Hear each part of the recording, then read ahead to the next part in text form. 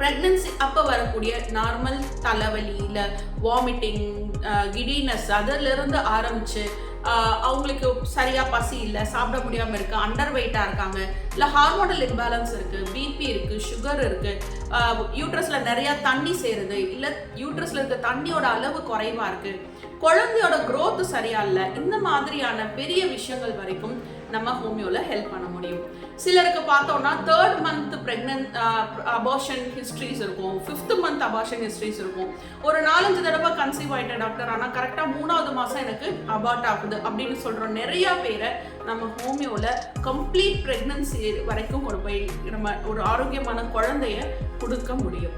So இந்த abortion history இருக்கவங்களுக்கு ஹோமியோவில் ஒரு பெர்மனண்ட்டான தீர்வு கொடுக்க முடியும். ப்ரெக்னன்சி அப்போ சரியாக அந்த பிளாசென்டல் பிளட் ஃப்ளோ இல்லை, குழந்தை அதனால் வளரல அப்படின்னு நிறைய கண்டிஷனை ஹோமியோபதியில் வெறும் ஒரு 1 month 1.5 months ட்ரீட்மெண்ட்டில் நம்ம க்யூர் பண்ணியிருக்கோம்.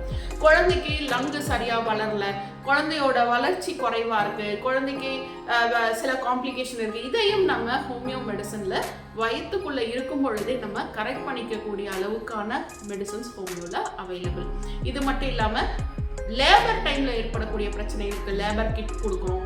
அப்புறம் ப்ரெக்னன்சி அப்புறம் டெலிவரிக்கு அப்புறம் ஏற்படக்கூடிய பிரச்சனைகள், பிறந்த குழந்தைக்கு இன்ஃபேண்ட்டுக்கு ஏற்படக்கூடிய இஷ்யூஸ், இப்படி சொல்லி ஹோமியோபதியோட இந்த ப்ரெக்னன்சி டைமில் இருக்கக்கூடிய பங்கு ரொம்ப ரொம்ப அதிகம். இதை பற்றி இந்த வாரம் ஃபுல்லாக டீட்டெயிலாக பார்ப்போம். நன்றி, வணக்கம்.